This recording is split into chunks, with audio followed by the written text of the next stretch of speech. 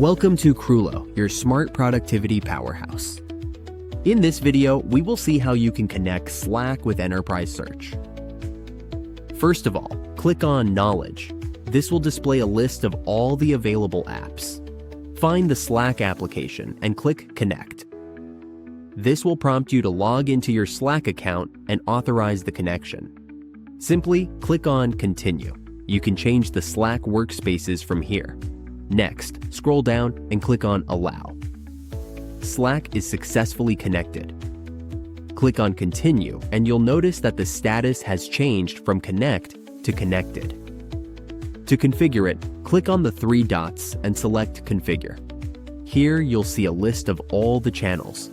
You can choose individual channels or select all of them. Click on Sync to synchronize all the channels.